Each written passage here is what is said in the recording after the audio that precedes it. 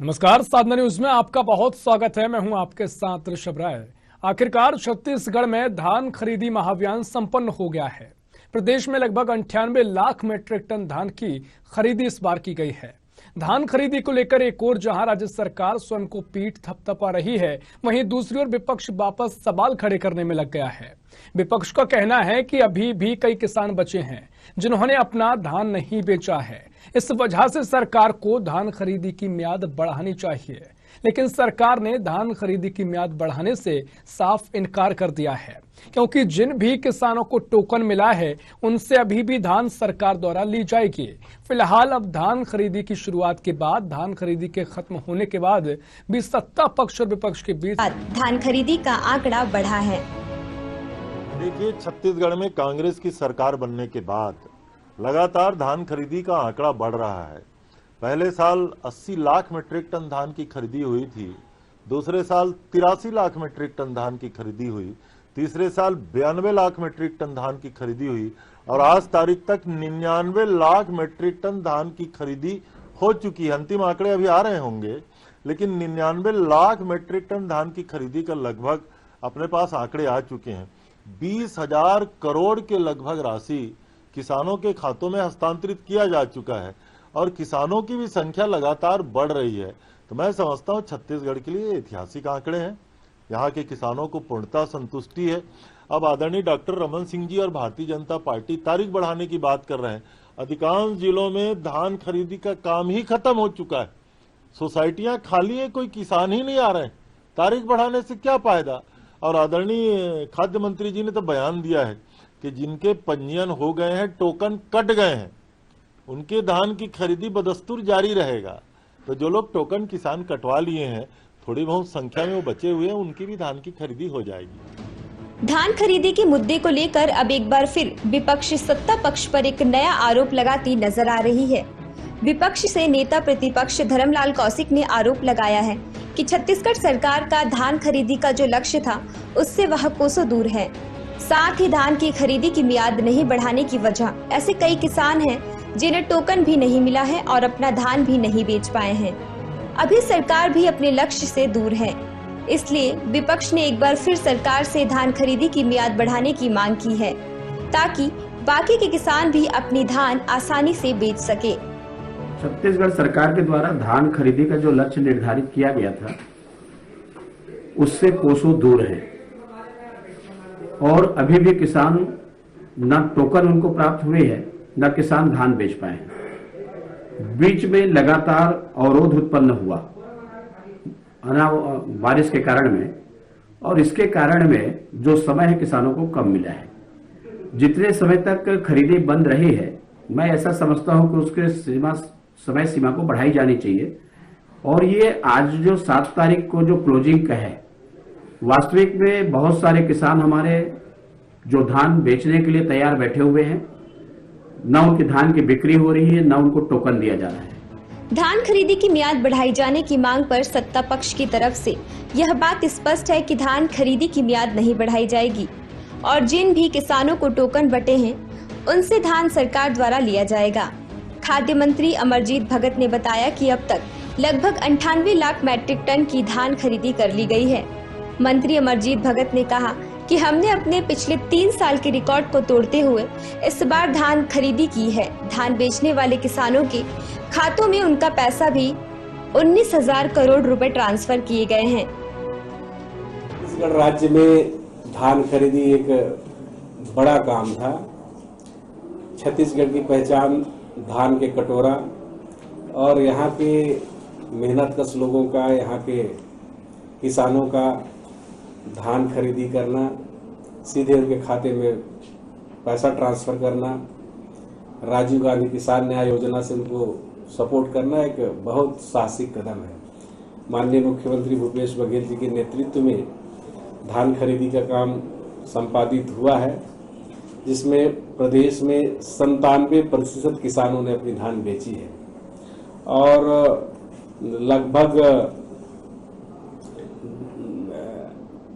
इस बार जो 22 लाख किसानों ने अपना धान बेचा है। हम अपना ही पिछला रिकॉर्ड जो 3 साल का था उसको पीछे छोड़ते हुए नया रिकॉर्ड कायम किए हैं।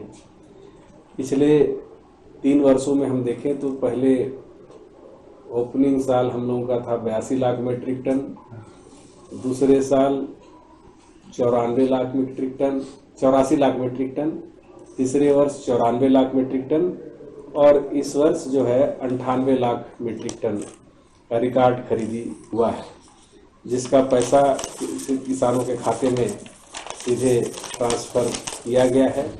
वहीं प्रदेश अध्यक्ष विष्णुदेव साय ने राज्य सरकार द्वारा की गई धान खरीदी को पूरी तरह फेल बताया है।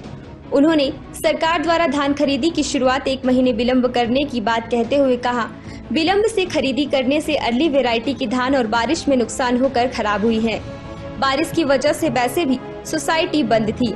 सरकार ने धान खरीदी की मियाद बढ़ाई भी तो केवल 1 सप्ताह के लिए, पर अभी भी लगातार बीजेपी द्वारा धान खरीदी की मियाद बढ़ाने की मांग किए जाने पर भी सरकार के कान में जूं तक नहीं रेंग रही। किसानों को जा रही परेशानियों का खामियाजा 2023 में सरकार को भुगतना पड़ेगा। धान खरीदी में सरकार पूरी तरह से फेल हो चुकी है। एक तो 1 महीना विलंब से सरकार धान खरीदती है। हमारी जब सरकार थी तो हम लोग 1 नवंबर से खरीदते थे और 1 महीना जो अर्ली वेराइटी के जो धान होते हैं वो किसान बेचता था, लेकिन इस साल 1 दिसंबर से खरीदने के कारण जो अर्ली वेराइटी के धान थे और बेमौसम बारिश के कारण वो नुकसान हुआ, क्योंकि किसान के पास उतना पर्याप्त जगह नहीं रहता है धान को रखने के लिए। और एक तो 1 महीना लेट से सरकार धान खरीदी और उसके बाद लगातार बारिश की वजह से कई दिनों तक धान खरीदी केंद्र बंद रहा और भारतीय जनता पार्टी के बहुत दबाव प्रेशर के बाद सिर्फ 1 सप्ताह के लिए ये सरकार धान खरीदी का समय बढ़ाई। मंत्री अमरजीत भगत से साधना न्यूज संवाददाता की खास चर्चा। प्रदेश में धान खरीदी महाअभियान अब संपन्न हो चुका है और राज्य सरकार ने अपने ही पिछले 3 सालों के रिकॉर्ड को इस बार ब्रेक किया है और छत्तीसगढ़ में बम्पर धान की खरीदी हुई है। इस विषय पे चर्चा करेंगे। हमारे साथ मंत्री अमरजीत भगत मौजूद हैं, उनसे भी जान लेते हैं कैसे देखते हैं बम्पर खरीदी धान की छत्तीसगढ़ में हुई है इस बार। छत्तीसगढ़ राज्य जिसकी पहचान धान का कटोरा से है, यहाँ के मेहनतकश लोगों के, यहाँ के किसानों के अगर उगाए हुए धान, उनके उगाए हुए उत्पादन, उसका अगर सही दाम मिल रहा है, खरीदी हो रहा है, तो इससे बड़ा कोई कदम नहीं हो सकता। किसानों ने इसमें बढ़ चढ़ करके भाग लिया और अपना धान खरीदी केंद्र में जा कर के बेचा है। एक तरह से ये उत्सव का माहौल था और उत्सव का माहौल इसलिए कि छत्तीसगढ़ राज्य में MSP के अलावा यहाँ पर राजीव गांधी किसान न्याय योजना लागू है, जिससे किसानों को सीधा सीधा इनपुट सपोर्ट मिल रहा है। उसमें 9,000 और 10,000 रुपये प्रति एकड़ लोगों को मिलने से लोगों को उनका जो हौसला है वो बुलंद है। उनको लग रहा है कि हमारे पीछे सरकार है। पिछले सरकार में आप देखें तो इसमें किसान लगातार डिप्रेशन में जा रहे थे, खेती का काम को घाटे का सौदा समझ करके और लोग छोड़ रहे थे, बहुत सा जमीन पड़त रह जाती थी। आज स्थिति ये है कि लोग खेती की तरफ फिर आकर्षित हुए हैं और इसका आप असर सीधे सीधे आप देखेंगे किसान पंजीयन में इजाफा, किसान कृषि के जो रकबा है उसमें इजाफा, और जो धान खरीदी का जैसे कि आपने कही कि हम अपने ही 3 साल के जो पिछला रिकॉर्ड थे उसको तोड़ते हुए और नया रिकॉर्ड बनाए हैं, तो अभी तक का 98 लाख मीट्रिक टन का जो रिकॉर्ड उसमें किया गया है वो सर्वाधिक है और इसका पैसा सीधे सीधे किसानों के खाते में जा रहा है और किसानों का हौसला बुलंद है। तो मैं सभी किसान भाइयों को बहुत बधाई देता हूं। और दूसरा कि माननीय मुख्यमंत्री जी ने जो नीति बनाई कि हम किसानों के साथ साथ हम यहाँ के जो मिलर्स हैं उनको भी हम सपोर्ट करेंगे ताकि यहाँ के जो धान खरीदी हो रहे हैं उसका निराकरण में तेजी आए और उसका चावल सेंट्रल पूल में ज़्यादा से ज़्यादा जमा हो सके, जो हमको टारगेट मिला उसको हम अचीव कर सकें। तो उसका भी असर देखने को मिला कि मिलर्स भी बड़े उत्साह के साथ इसमें आगे आकर के धान का उठाव कर रहे हैं। और ये कहते हुए मुझे खुशी हो रही कि कल तक का जो रिकॉर्ड किया गया था उसमें 65 लाख मीट्रिक टन धान का उठाव हो चुका है। तो ये अपने आप में एक रिकॉर्ड है। बिल्कुल। मंत्री जी, रिकॉर्ड की हम बात कर रहे हैं। 105 लाख मीट्रिक टन धान की खरीदी का लक्ष्य रखा गया था, 98 लाख मीट्रिक टन धान की खरीदी हुई है। माना जाए क्या हम पिछड़ चुके हैं धान खरीदी के लक्ष्य से? नहीं, ऐसा नहीं है। किसी भी बड़े काम को संपन्न करने के लिए पहले से तैयारी करनी पड़ती है, और कोई भी आयोजन होता है तो उसमें अनुमान लगाया जाता है कि कितने हमारे गेस्ट आएंगे, कितने डेलीगेट्स आएंगे, उनके रहने खाने की क्या व्यवस्था होगी, तो उस ढंग से अनुमान किया जाता है। छत्तीसगढ़ के संदर्भ में भी जो किसानों की पंजीयन रकमा में वृद्धि, इसको देखते हुए अनुमान कृषि विभाग के साथ खाद्य विभाग ने अनुमान जो लगाया था कि लगभग 1,05,00,000 के आसपास धान का आवक होगा। तो उस हिसाब से धान खरीदी केंद्र, बारदाने की व्यवस्था, ट्रांसपोर्टिंग की व्यवस्था हमने करी थी। और कभी भी आप देखेंगे कि चाहे पिछली सरकार के जो 15 साल थे उसको देखें, या हमारी जो 3 साल पीछे जो खरीदी हुई है उसको देखें, कभी भी 100% लोग धान नहीं बेचते हैं। उसमें से कई जो छोटे किसान रहते हैं अपने उपयोग के लिए रखते हैं, कई लोग बीज के लिए रखते हैं, और कई लोग सुगंधित किस्म के धान उगाते हैं।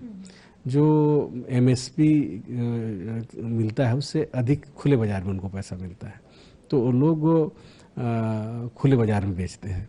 तो उनकी संख्या है जो आप बता रही हो कि जो एक तो नहीं बेचने वाले और दूसरा अपने उपयोग के लिए रखने वाले, तो 100% कभी भी नहीं बिकता।